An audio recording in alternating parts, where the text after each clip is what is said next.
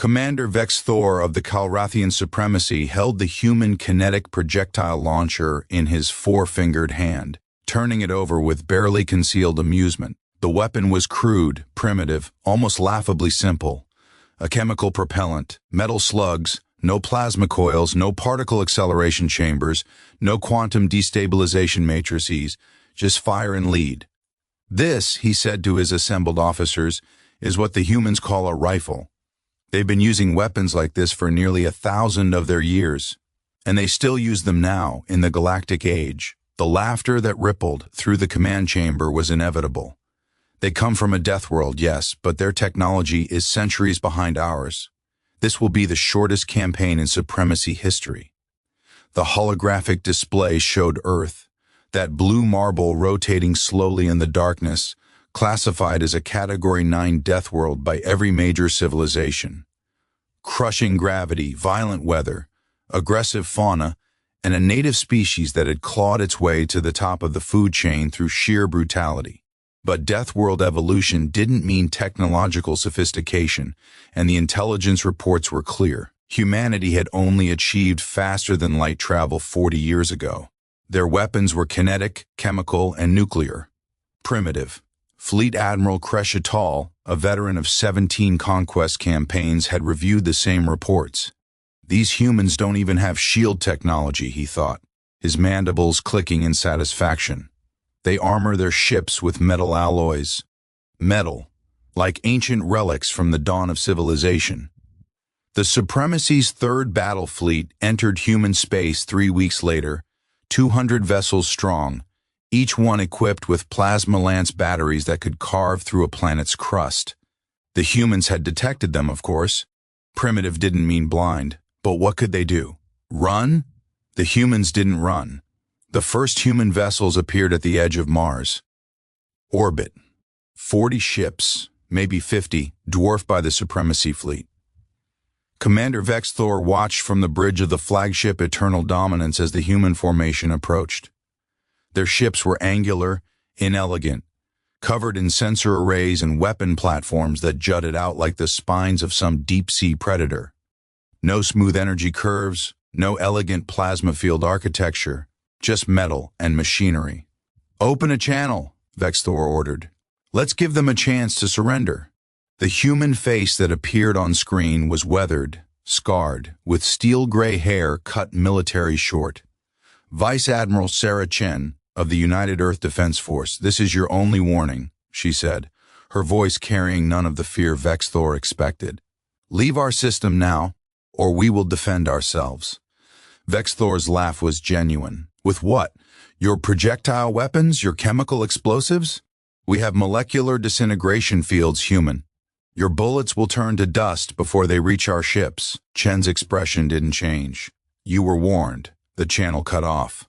Vex'thor gave the order to advance. The Supremacy fleet began its attack run, plasma lances already charging. This would be over in minutes. Then Earth's moon opened fire. Vex'thor's sensor officer's voice cracked with confusion. "Commander, I'm reading massive kinetic launches from the lunar surface. Hundreds of them, thousands." The holographic display lit up with trajectories. Railgun slugs, each one a telephone pole-sized rod of tungsten accelerated to a significant fraction of light speed. Not primitive firearms.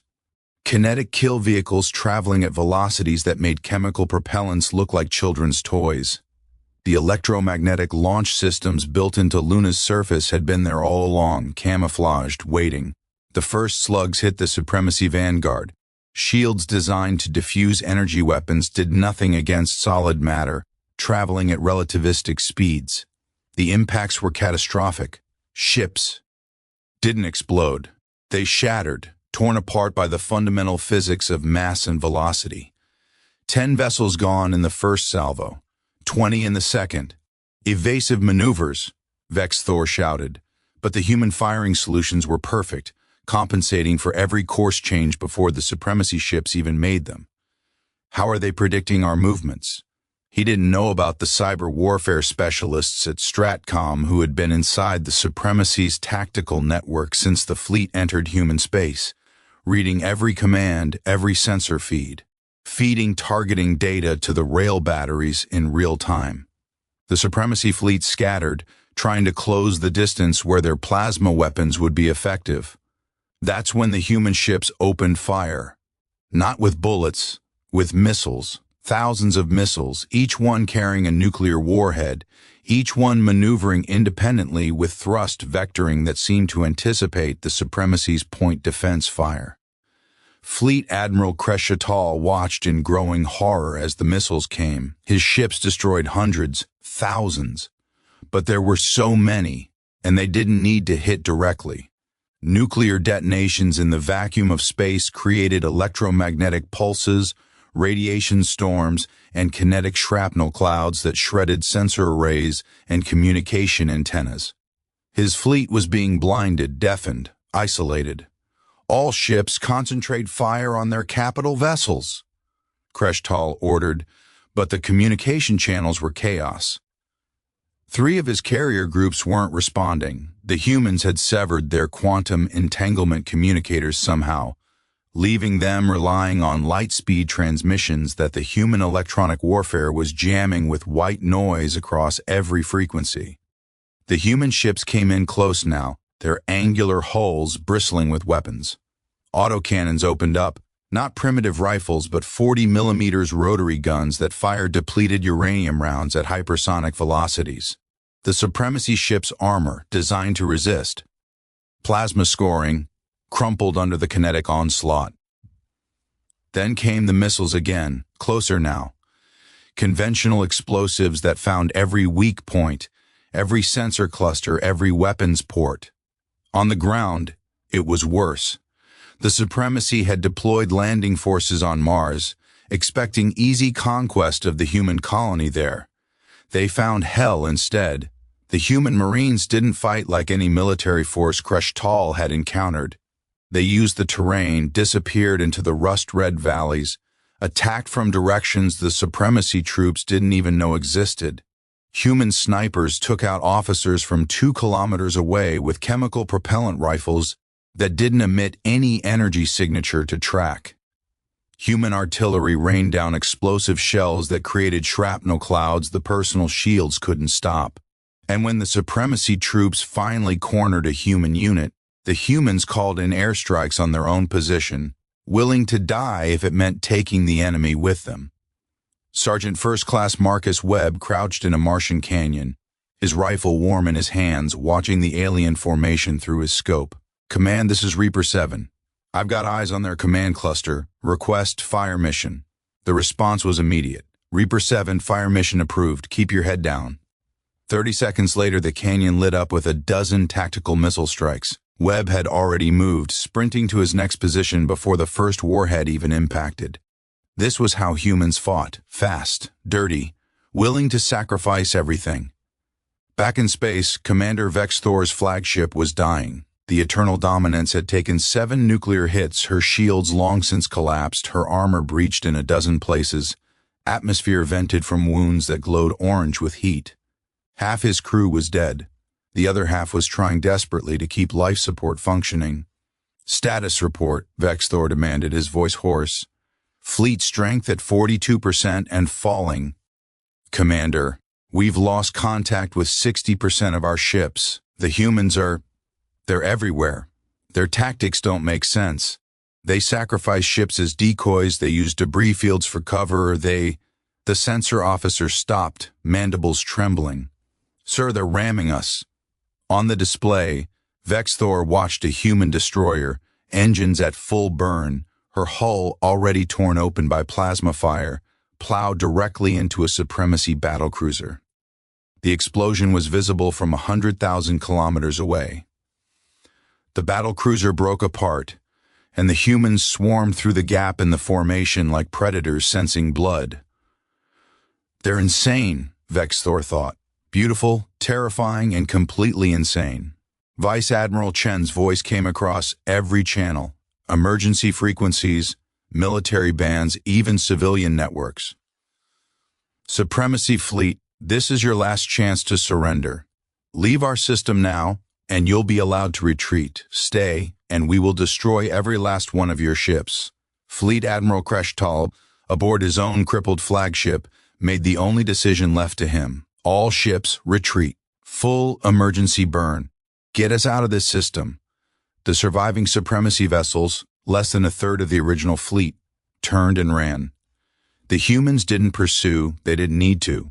The message was sent. 6 weeks later, the Galactic Council received the Supremacy's report. Other civilizations had been watching, their long-range sensors picking up the engagement. The recording of the battle was played in chambers across a dozen worlds. The consensus was immediate and unanimous. Humanity was to be left alone. Not out of respect, out of fear.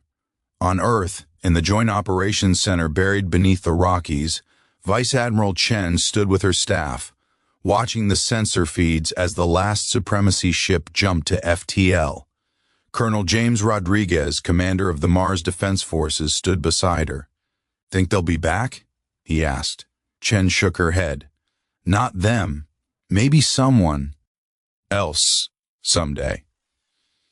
Someone who didn't hear the story. Someone who thinks kinetic weapons are primitive, that nuclear warheads are outdated, that humans are just another species to be conquered." She turned to face her staff, men and women from every corner of Earth united in its defense. "So we keep building, we keep training, we stay ready, because the galaxy just learned something important about humanity." She paused, her eyes hard as steel. "We don't fight fair, we don't fight clean, we fight to win, and we will never ever stop." Rodriguez smiled.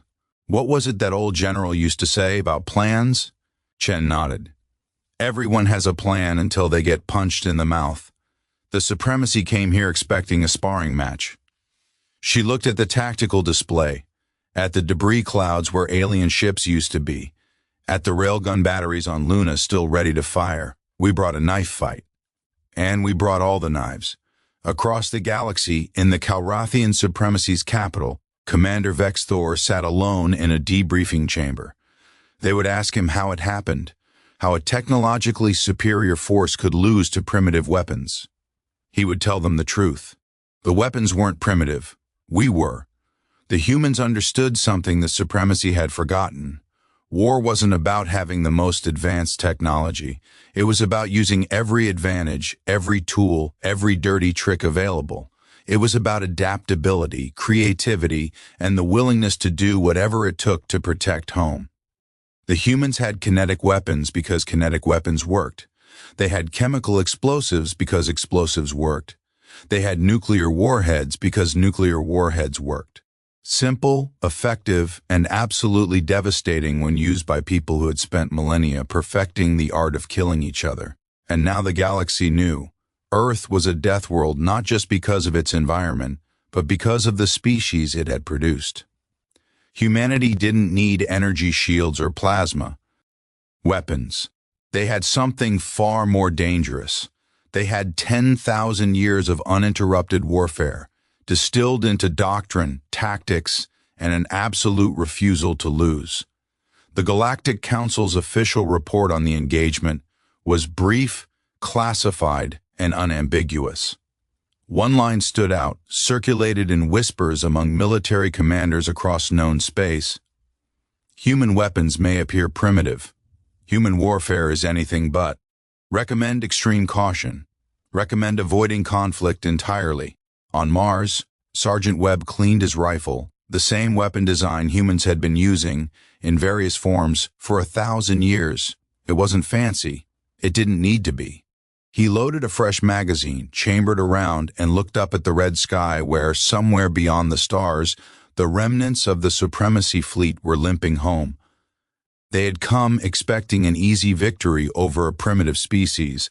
They left having learned the hardest lesson in military history. It's not the weapon that matters, it's the warrior who wields it. And humanity, forged in the crucible of Earth's death world, had become the most dangerous warrior the galaxy had ever seen. The war was over, but the message had just begun spreading. And out there, among the thousands of civilizations watching, listening, learning, one truth became crystal clear. You can mock human weapons. You can laugh at their technology. You can underestimate their capabilities. But when humans decide to fight, when they commit to war with all the savage creativity their violent evolution has given them, there's only one smart choice left. You surrender, or you die.